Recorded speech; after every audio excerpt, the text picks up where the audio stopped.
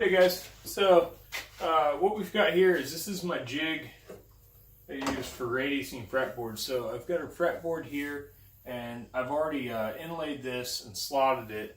So basically it would have been similar to like this piece here. So we've got our flat, we've got our slots, and then from there I've went ahead and trimmed it to width and inlaid these block inlays.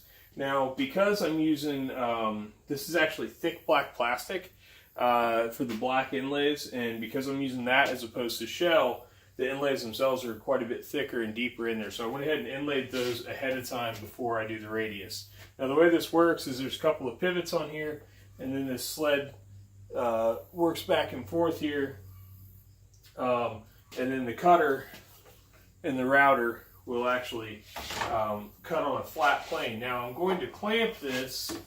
I've got a fence set here, and then I've got to designate my fence here. So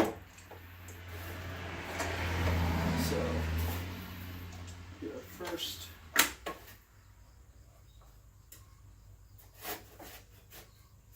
edge in.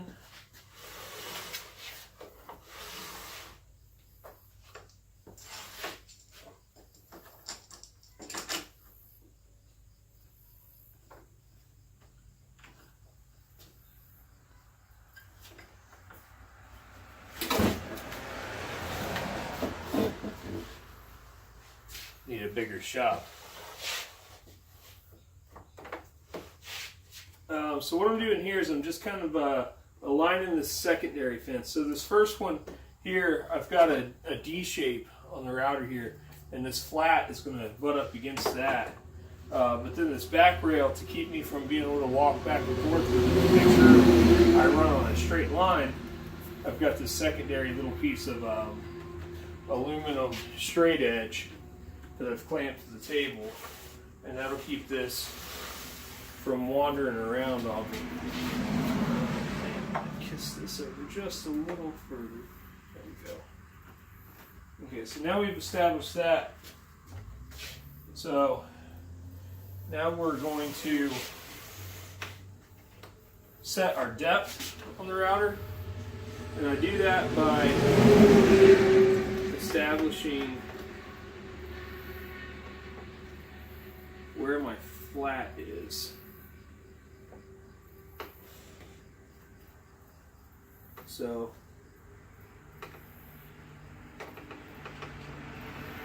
I've now reached the flat point on the router and went ahead and set my depth gauge here, so I can always adjust this if this doesn't appear to be cutting where I want it to be. Now I've got some waste here on the back end of this, so we'll actually start back here with this and just do a little test, kind of see what we have.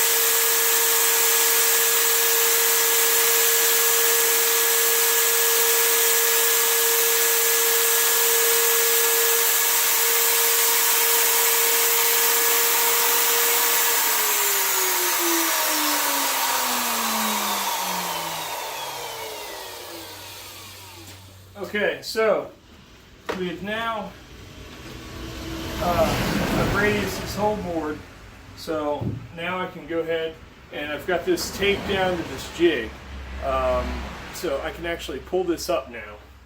I'm going to go ahead and slowly. Now what I've done here is I've used just blue painter's tape. I've applied the piece to the bed of this and then to the back of the fretboard. And the reason I do that, it's a trick. I learned it from, I think, Crimson Guitar Guy, if I remember correctly. That's who I learned that from. So he learned it from somebody else. I don't know. Anyway, so here we go. It's now been radius. You can see it's got that little radius in there. Everything's been leveled. It still does need some sanding, which will be done after it's glued onto the fretboard, or to the neck, actually, rather, sorry. So once this is glued to the neck, I'll take the whole neck and use a beam and work it in there, so that way any kind of fluctuation or wave that happens during sanding will get worked out once it's became one solid piece and been bonded to the neck. So anyway, yeah, this some flame maple, it should be pretty nice when it's all said and done. So anyway, thanks for watching, guys.